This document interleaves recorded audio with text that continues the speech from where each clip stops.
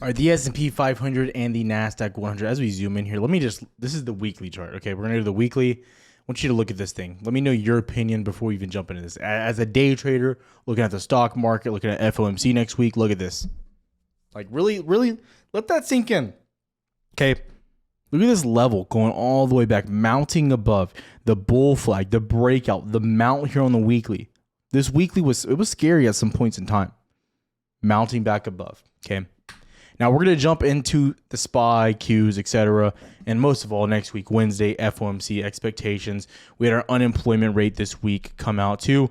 But before we get into that has to do two things. Consider liking and then subscribing to the channel. Every single day we post videos so you are prepared. And again, we have a Discord, but again, that is totally full. We have no room. There's no room in this inn, like they said to, Joseph and Mary back in the day. And you know what I'm talking about, right? So there's no room here, but there's free information. We have Twitter down below going over all of our charts, everything in between, right? Everything so you can see. It's all there, right? We have the education on the website. It's all there for free, so make sure you check it out. Also, too, I totally forgot. I'm throwing this back into the video because Jordan would kill me. The newsletter. This is 100% free. I pay for this out of pocket just to let everyone here know, okay?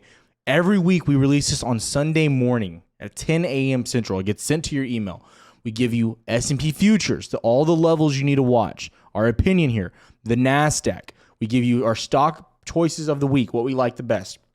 The Russell, the Dow, everything. Amazon from last week, stuck in the box, trying to break out levels, targets from there. Apple, you had the nice bull flag, the breakout. We told you every level, go look at every level that we tested. 95.71. Where did Apple hit? Again, you jump back in here. You ended the week at 95.71. I am not even being sarcastic. All the levels are mentioned there for you. Please take advantage. Again, this is free, 100% free. Everything you need to be watching, right? We go over some of the earnings that are coming out on Options AI, everything. It is all there for you. And if you actually want to tap into the broker of our choice, what we use for our own trading right now, Options AI, the link is down below, so make sure you check them out as well. Okay, again, right? So let's start diving in here, right? Let's start really diving in here. So start seeing some of these levels. Again, you see these key levels here popping out, right? You might be like wondering, Tyler, where do these levels come from, right? What about this indicator? Buy versus sell volume down here. Again, it's our chart prime proprietary indicator showing you buy volume versus selling in and out, all the key levels, everything in here from Chart Prime. If you're a beginner and you're looking at, trying to learn this type of stuff, I do believe this could probably be a big help. The link for that is down below as well. You can see we're coming back into resistance, but we're attempting to break out here on the daily. Good things look like they are on the horizon. Okay.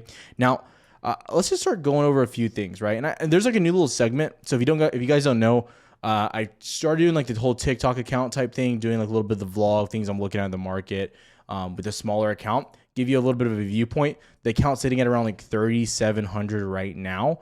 And all these plays are all mentioned like either in trade ideas inside of Discord, or they're just mentioned somewhere in Discord at all points in time. Like it's all going to stem from there. It's nothing just pulled out of my butt, right? So Upstart, Meta, AVGO, etc. We had some hedges. I personally had some hedges because I like to hedge all my stuff now, but those obviously got closed. So anyways, that's sitting really nice and pretty. And these are all been mentioned here on the YouTube channel as well. So we're going to go into that here in a sec, but let's just jump right in.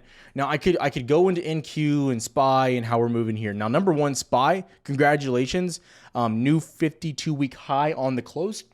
So a round of applause. Everyone was saying, the end is near, new lows are coming. Well, I can't hear you. We can't hear you. As they say, we stand on our business around here. So yeah, you're making new highs. You're breaking out. Beautiful. This is what you wanted to see. IWM, again, we're going to pull this up really quick so you can see the 200 SMA. Like we said a few days ago, like you wanted to see a retest. You just did not get it. Like you held that nice little bear trap here on the daily. You can see a little false breakdown on Thursday morning yesterday and then pushing back up. Extremely strong. IWM breaking above the 200 SMA. You go to the weekly. What happens when you break above the 200 SMA? We've seen some fireworks pop off. Go check out January, the beginning of this year. That's when things started. Go check out June into July. I think we all know what happened there. These are just some of the biggest cases. Okay, so make sure you write those down. Go look at those. This is a good risk on indicator. Okay, now the dollar.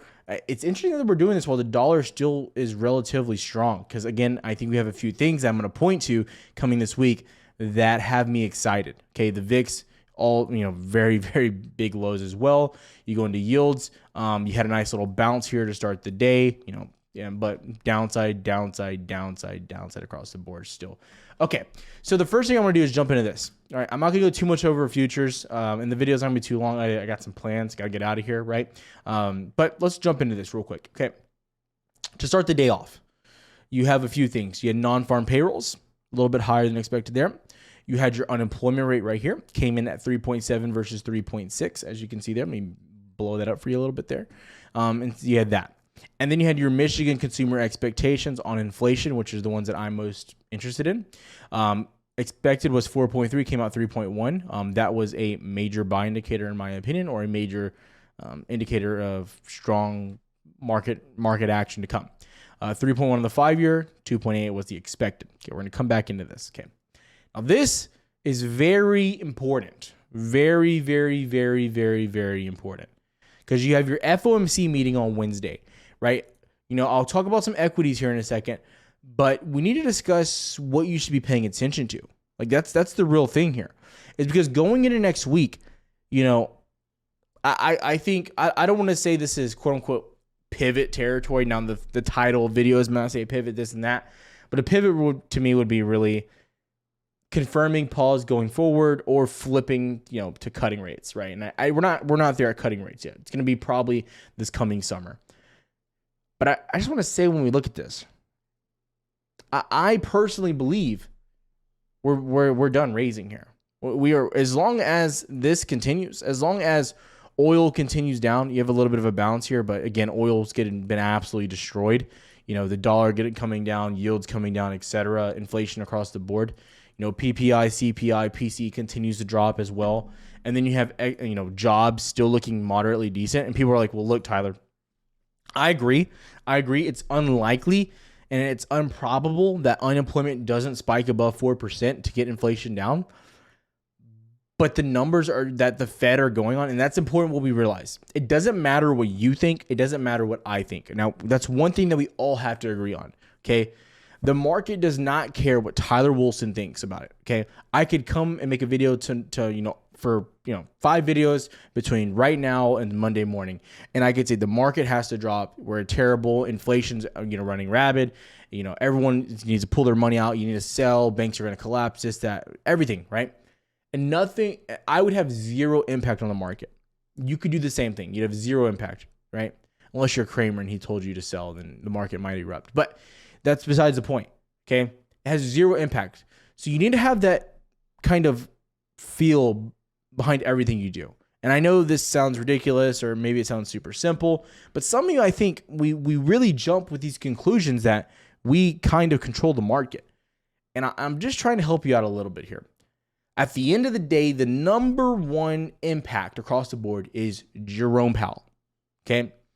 And this is what he's looking at. He's looking at this data. He's looking at CPI, PPI, PCE. And the narrative, of a soft landing has stemmed from a few things. One being inflation going down, unemployment not rising, okay? So if unemployment can stay pretty decent, not getting above 4%, inflation continues to track down, yields track down, housing slows down.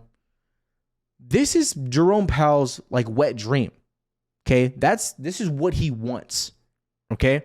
And so based on this, going into Wednesday, I don't see him not being the dove. The DOV, baby. the absolute DOVVVVV. Okay?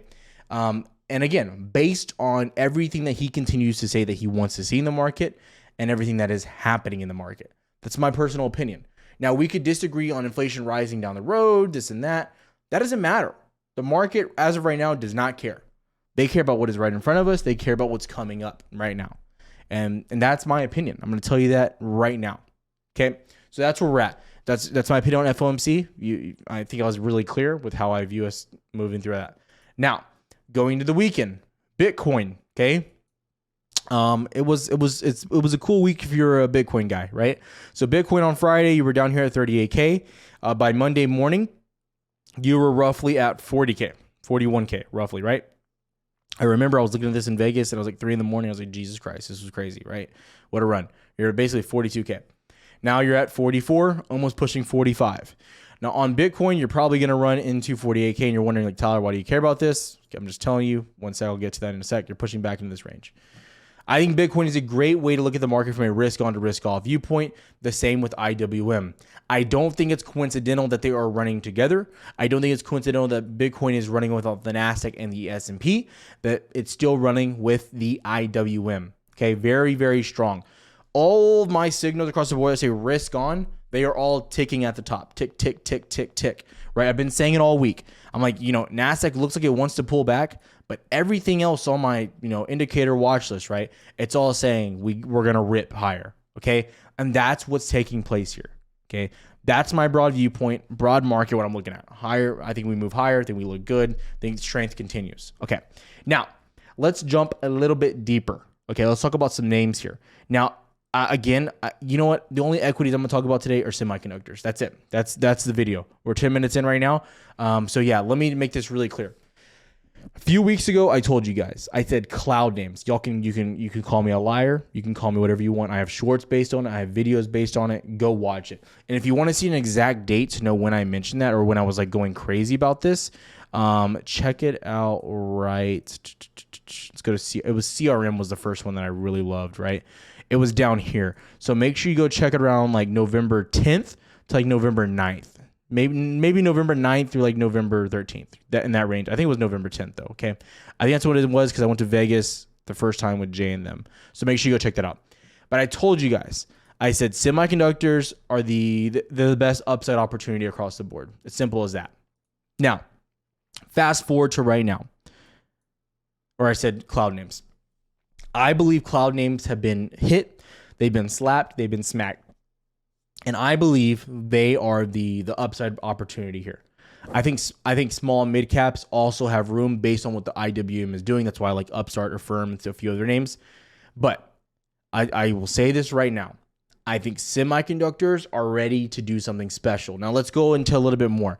Now AMD's been pretty slow and stagnant. We look here on the daily. You were basically in this downtrend from June all the way into like October, just straight down, right? 200 SMA grinding. You've got the fake out push back up, and that even fooled me, right? But now AMD is today running solo, basically. But I mean, you have some upside on NVIDIA and AVGO, but AMD's doing this by itself based on that meeting they just had, the big investor meeting, right? And Lisa, CEO of AMD, is probably one of the least motivational, bullish CEOs out there. But she hammered it home. She was like, we're bullish. We have extreme growth coming on the horizon. We expect to catch up to what NVIDIA is doing, these other competitors, and we're going to kill it. We're going to expand on this with AI, etc. Right? And you're shooting up here on AMD. You're probably going to break 332. Remember, we mentioned down here at 122. That was the buying opportunity. Okay. NVIDIA. For as good as AMD thinks they're going to do, I got to highlight this. AMD could say they're going to triple revenue. If AMD triples revenue, NVIDIA at the bare minimum doubles it. Personal opinion. Okay? If you think AMD is going to continue doing this, they're going to lead the market in semis, then you have to be absolutely drooling, fuming at the mouth, looking at it NVIDIA or possibly even AVGO. Okay?